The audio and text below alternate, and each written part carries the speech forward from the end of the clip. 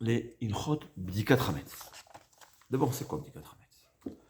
Minatora, il suffit d'abandonner tout Hametz pour ne pas le transgresser. Ouais, pour ne pas transgresser l'interdit. C'est-à-dire, Hametz, c'est quelque chose que non seulement on n'a pas le droit d'en consommer, c'est Chayav Karet, mais on n'a même pas le droit d'en posséder. Si on en posséder, même si c'est chez moi ici, chez moi à la maison, que ce soit dans mon bureau, que ce soit dans mon usine, que ce soit dans ma maison de vacances. Là où il y a du Hametz, si c'est mon Hametz, je suis obligé de l'abandonner à ceux qui m'appartiennent. Ça, c'est Minatora. Et si Chaz Veshalom ne l'a pas abandonné, il a transgressé un interdit Minatora. Si c'est le Hametz, j'ai un employé non juif, ouais, qui est dans les bureaux, c'est son Hametz. Il n'y a pas de problème, c'est le sien. Mais si c'est mon Hametz, il faut absolument l'abandonner. Mais Chachamim m'ont dit, c'est pas suffisant d'abandonner le Hametz. Il faut en plus que dans ma propriété, une maison qui m'appartient, il n'y ait pas de Hametz du tout. Pourquoi? Alors, ils ont dit deux raisons. Premièrement, dans le cas où des miettes de pain, des petits morceaux de pain qui n'ont pas de valeur, j'abandonne, c'est sûr que j'ai abandonné de mon cœur. Mais quand j'ai une bouteille de whisky à 100 ou 200, j'ai même vu une fois une bouteille de whisky, j'ai téléphoné à ma femme, tu sais, je peux gagner 7 000 euros. À l'aéroport Charles de Gaulle, 43 000 euros au lieu de 50 000. Ouais, j'ai une bouteille de 43 000 euros. Et je suis élevé, Heftker Ka'afra De'ara. Ouais. Alors, Chachamim, ils m'ont obligé de faire sortir tout Hametz de chez moi à la maison. Ouais. Quand je mets dans la rue et j'abandonne, là, c'est un vrai abandon. Mais si je le laisse dans mon placard à la maison et j'abandonne, deuxièmement, il y a un risque d'oubli. Donc, Chachamim, ils ont dit, c'est pas suffisant d'abandonner. D'ailleurs, puisqu'il y a un risque d'oubli, même si c'est le Hametz d'un non-juif. J'ai un ami non-juif, il me dit, tu peux me garder ma bouteille de whisky, je suis en vacances. J'ai peur qu'on cambriole. J'ai le droit de lui garder. Mais il faudra le mettre dans un placard, que je vais lui louer le placard à lui. Un placard fermé. Pourquoi? C'est pas mon Hametz, ça lui appartient. Si je veux boire la bouteille, mais quand même, il y a un risque d'oubli. Ouais, je peux oublier. Et même si je me dis, bon, je vais acheter une autre. Je peux oublier. Donc, Chachamim, ils ont interdit. Donc, Minatora, ça suffit d'abandonner. C'est bitoul. Bitoul, j'ai dit abandon. C'est pas évident que c'est abandon, mais en tout cas, on va passer une sorte d'abandon. Sinon, c'est plus à moi.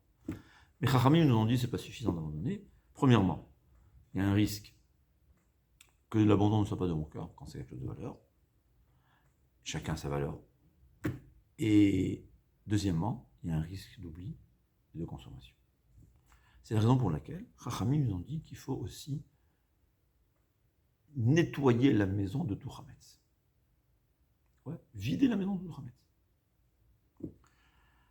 On va faire et le bitoul, et ce qu'on appelle le biour. Le biour, ça veut dire le nettoyage. Alors en hébreu, ça veut dire c'est l'élimination du Hametz. Chez nous, ça veut dire je le fais sortir de chez moi, ça s'appelle je l'élimine et je ne veux plus qu'il soit ici chez moi. Il n'y a pas une différence si je le fais sortir dehors ou je le brûle. Il est éliminé de ma propriété.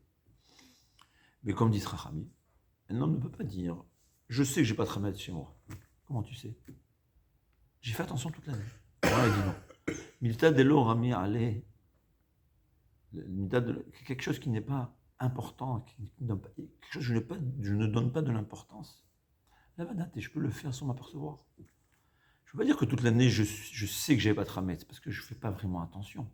C'est pas grave. Pessar, je peux dire je sais que j'ai pas de Hametz, parce que Pessar, je fais très attention. Mais quelque chose que je n'ai pas d'importance, il peut se passer, je ne me suis pas aperçu, et j'essaie de me rappeler, je dis ah oui, j'ai jamais mis de Hametz. Non, c'est pas vrai. Donc Chachamim, ils ont dit non seulement on va nettoyer, on va s'assurer que tout Hametz que je vois, je vais le faire sortir. On va faire la Bédikat Hametz. C'est quoi la Bédikat Hametz? La vérification du Hametz. On va vérifier qu'il ne reste pas du Hametz chez moi à la maison. Et c'est une obligation. Mais seulement, c'est une obligation dans un endroit où il y a des chances, même lointaines, qu'on a fait rentrer du Hametz. On m'a dit un entrepôt que je sais que jamais je vais prendre. On m'a dit, je crois, l'huile, comme ça, on m'a dit. Un entrepôt d'huile qu'un homme ne va pas rentrer en plein repas, prendre de l'huile, toujours en prend l'huile, le nombre de litres qu'on a, on prend une fois par semaine. Donc il n'y a pas de risque qu'il y ait un morceau de pain là-bas. Je n'ai pas besoin de vérifier mon entrepôt d'huile. Mais un entrepôt de vin, peut-être qu'en plein repas, je vais descendre dans mon entrepôt, dans ma cave, pour ramener encore du vin. Et c'est en plein repas avec mon sandwich, je vais le déposer. C'est l'exemple que la Gemara donne. Aujourd'hui, comme on a des bonbons et du chametz emballé, partout dans la maison ou dans le bureau, il y a un risque que par erreur, j'ai oublié, j'ai pris un bonbon dans ma poche.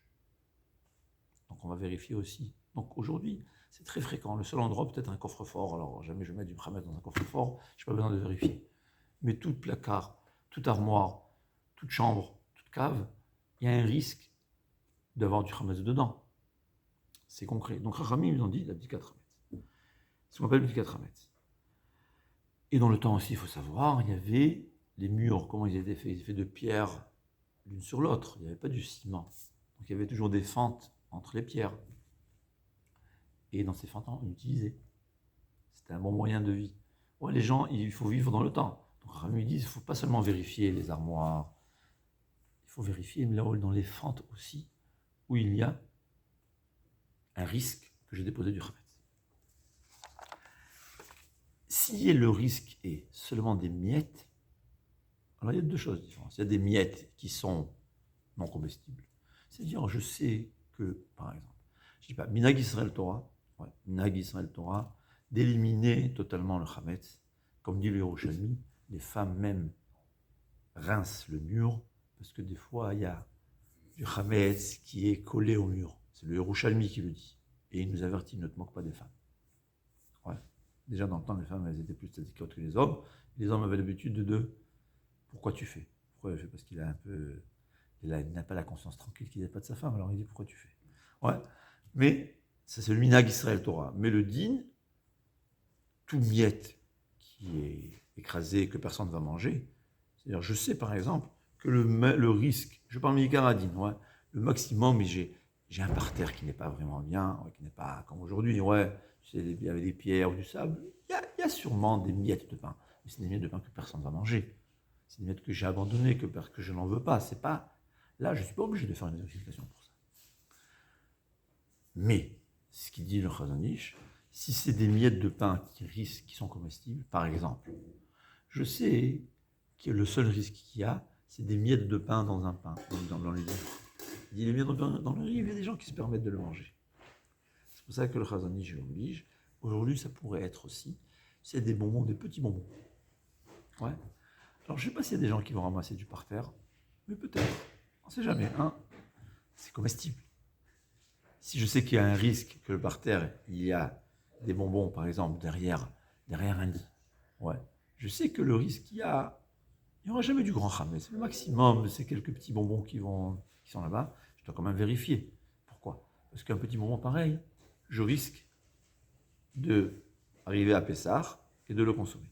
Il y a qui ne sont pas d'accord avec le Chazon Ish, et ils disent que la seule obligation, elle est seulement s'il y a un risque de chametz d'une grandeur de kazaït, d'un volume de kazaït. Pourquoi? Parce que c'est vrai qu'on n'a pas le droit d'avoir tout chametz à la maison. Mais transgresser l'interdit grave qui est chayav karet, c'est seulement si on a un kazaït. En tout cas, on va récapituler. Le minhag Israël Torah de nettoyer la maison, de même des miettes. Mais dans le cas où le seul risque qu'il y a, c'est des miettes qui ne sont pas comestibles, il n'y a pas de problème. Dans le cas où il y a des risques de kazaït, c'est sûr qu'on va faire l'abdika, c'est ça le but. Dans le cas où il y a un risque de quelque chose qui est moins que kazaït, mais comestible, là le Chazon Ish dit qu'il faut faire l'abdika chametz. C'est la raison pour laquelle vous verrez que beaucoup n'utilisent pas les livres utilisés au long de la semaine, de l'année, pendant Pessah, sauf s'ils font l'abdika. C'est l'avis du Chazon Ish. Pas tout le monde sont d'accord, mais l'avis du Chazon Ish, pourquoi? C'est un livre que j'utilise, ouais, et il y avait dedans une miette parce que Baruch Hashem, il étudie même en repas. Alors là, c'est attention. Maintenant, celui qui est certain, qui n'a jamais ouvert son livre, il n'y a pas de problème. Ouais. S'il est certain qu'il n'ouvre jamais ses livres pendant qu'il mange, je ne sais pas. Mais en tout cas, c'est ça. Donc on n'est pas obligé, mais le Chazon Ish le fait. Et c'est sûr qu'il faut être intelligent. Les livres qu'on sait qu'on utilise pendant le repas, il vaut mieux pas les utiliser, parce qu'au moins que tu vérifies chaque page. Ouais. Quelqu'un, il fait Ilchot Shabbat, c'est une bonne coutume de faire Ilchot Shabbat sur le repas de Shabbat. Pendant le repas de Shabbat, il sait qu'il y a un risque pareil, c'est sûr qu'il faut vérifier. Donc, c'est l'abdika. Quand est-ce qu'on va faire l'abdika? Il faut savoir, Chachamim ont institué la veille de Pessah, et il faut faire le plus tôt possible. Alors, pourquoi la veille, la Gemara a dit la nuit? Parce que la nuit, il faut, la Gemara a dit, c'est d'abord, c'est le moment où tout le monde est à la maison. Alors aujourd'hui, les mœurs sont changées, d'accord, mais dans le temps, il n'y a pas de lumière. Et donc, le soir, tout le monde, la majorité des gens est à la maison. Deuxièmement, la Gemara a dit intéressant que la bougie éclaire mieux la nuit. C'est-à-dire, puisqu'il faut vérifier aussi dans les coins et les recoins. Dans les coins et les recoins, on a besoin d'une bougie. Quand c'est la journée, on peut moins bien éclairer les coins, on va moins remarquer le khamet qui se trouve dans les coins, plutôt que la nuit. Donc on préfère faire l'abdikat la nuit. Il faut savoir qu'on a une obligation. La première des choses, ça sourd même de faire quoi que ce soit qui risque de nous faire oublier l'abdikat. On n'a pas le droit, il faut tout de suite, à la tombée de la nuit, à 7 Kochavim, faire l'abdikat Hametz. Et il y a même l'interdiction d'étudier, de travailler, de faire quoi que ce soit avant, de peur qu'il va oublier. Quelqu'un qui veut faire l'abdika avant, il n'a pas le droit. Sauf dans le cas, comme on voyager, qui doit voyager, que là, la halakha, elle est que s'il voyage dans les 30 jours qui précèdent Pessah, même s'il n'a pas l'intention de revenir pendant Pessah dans sa maison, on a une obligation de faire la vérification. Et là, comment il la fera? Il la fera à la tombée de la nuit, pas en journée, sauf s'il ne peut pas. Normalement, il faut la faire la nuit, la veille de son voyage, mais sans bracha. Dans le cas où il vend sa maison aux non-juifs, on ne va pas lui vendre le chametz, parce qu'on ne vend pas la maison, on vend le chametz et on loue la maison. Dans ce cas-là, il n'a pas besoin de faire l'abdika là où dans sa maison qu'il quitte, évidemment. Mais s'il ne va pas vendre aux non-juifs, il est obligé de faire l'abdika de chametz.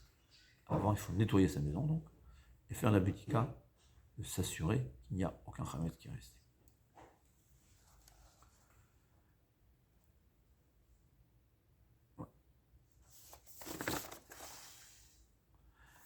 On a un minhag de laisser 10 morceaux de pain.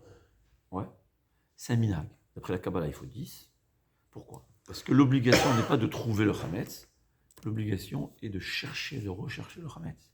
Je dois m'assurer qu'il n'y a pas de chametz. Donc même si je n'ai pas on n'a pas déposé les 10 morceaux qu'on a l'habitude de déposer, ça s'appelle, j'ai fait la mitzvah. J'ai recherché le chametz, donc j'accomplis la mitzvah, on fera la mitzvah.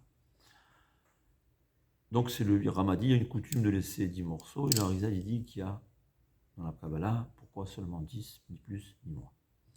Rav Elyashiv veut dire, et ça c'est important à savoir, qu'est-ce qui se passe dans nos maisons aujourd'hui? Ouais. On sait que la mère de famille, on espère avec l'aide de la famille, il faut toujours aider, ouais. Comme c'est écrit, si tu vois l'âne de ton ennemi qui est écrasé sous le poids, il faut l'aider. Sa femme aussi, c'est pas mieux, c'est pas pire. Ouais. Bon, c'est chaque couple comme il fait. Hein. Il y a des femmes qui disent j'ai besoin de l'aide de mon mari. Alors là, il y a un problème, parce que les maisons sont totalement propres. C'est-à-dire, dit Rav Elyashiv, j'ai ma chambre, je l'ai nettoyée. Donc je sais qu'il n'y a plus de chametz. Et 2 semaines avant Pessah, on a nettoyé, on met la pancarte, kasher les Pessah, tout le monde sait, interdiction formelle de rentrer dans cette maison, même avec un bonbon qui n'est pas kasher les Pessah, on ne fait pas rentrer de chametz. Donc dire Rav Elyashiv, ça devient une chambre dans laquelle on n'a pas l'habitude de rentrer du chametz. On n'a pas mis de chametz. Ouais. Donc il dit dans ce cas-là, minhadin, on est obligé de mettre des morceaux de pain.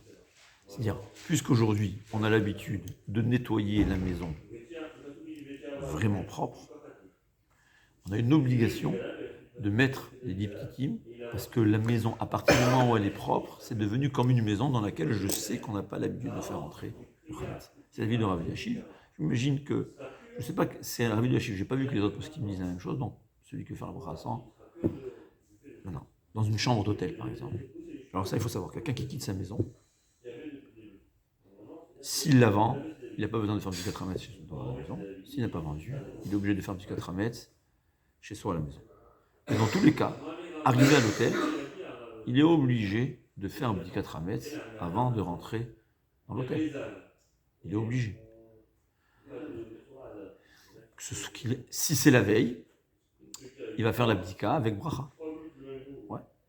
Et là, on ne peut pas dire je sais que la maison elle est propre, que la chambre d'hôtel est propre, parce que c'est pas moi qui a vérifié. C'est quelqu'un qui n'est pas compétent, qui ne connaît pas les halachot. Peut-être qu'il m'a laissé des bonbons, peut-être qu'il m'a laissé des chocolats. Et même si on a dit fais attention, ne pas de gâteau, mais lui il dit mais le bonbon, il n'y a pas de problème. Ouais. Donc je ne suis pas être certain qu'il n'y a pas du chametz dans la chambre. Donc on est obligé de faire la bdika chametz avec veracha dans la chambre d'hôtel. Ça, il faut savoir, c'est une halacha. C'est pas seulement la chambre d'hôtel, ça peut être une maison qu'on a louée. Airbnb, que ce soit quoi que ce soit. Airbnb, c'est sûr, parce que c'est sûr qu'il y a du chametz. On est obligé de faire du 4 chametz. Et même si j'arrive en journée, avant de défaire les valises, il faudra faire du 4 chametz. On verra comment, est-ce qu'il faut avec une bougie ou pas, c'est pas obligatoire. D'accord ?